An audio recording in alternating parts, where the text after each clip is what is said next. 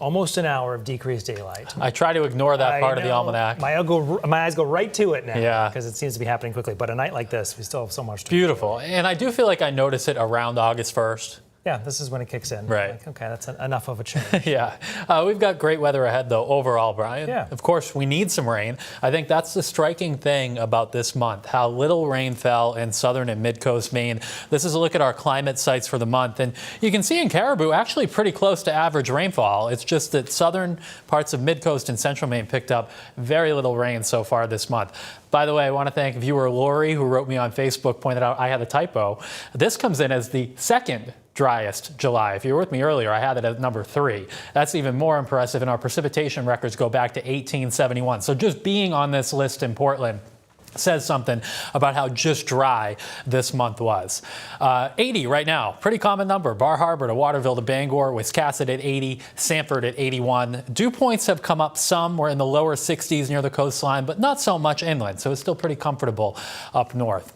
Most of the cumulus clouds that formed today have now diminished. We've got a few sprinkles up north and a couple back here in the mountains. I can't rule out a sprinkle comes south this evening. But I think other than that, most places will be dry tonight, even though this model pretty consistently is popping more stuff up. Overnight, temperatures will drop into the 50s up north to low 60s south. It's a little bit more sticky in southern coastal Maine overnight tonight and first thing tomorrow morning. But I think we have a nice morning with a mainly sunny sky. Temperatures will warm up pretty quickly, well into the 70s during the mid and late morning. Just a light wind through the morning hours too. And then in the afternoon, a little sea breeze does kick up here.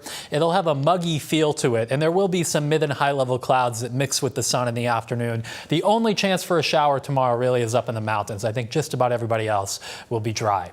Lower half of the 80s inland, right around 80 on most of the southern Maine coast, and then that sea breeze kicks in mid 70s Rockland through the down east coast tomorrow.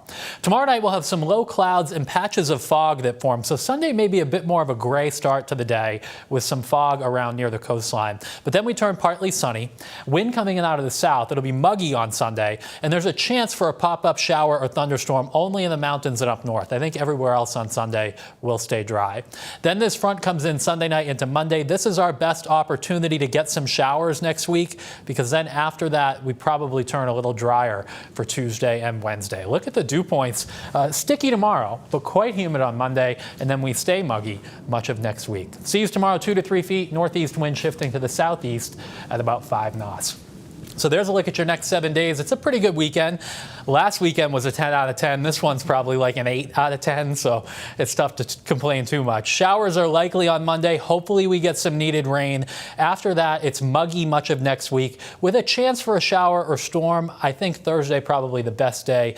But Brian, as we've seen this month, it's been tough to get the storms down to the coastline. Yeah. So after Monday of next week, we'll just have to see how that pans out next week. Okay, 8 out of 10, still very good. Yeah, That's a great weekend. All right, right. Ryan, thank you.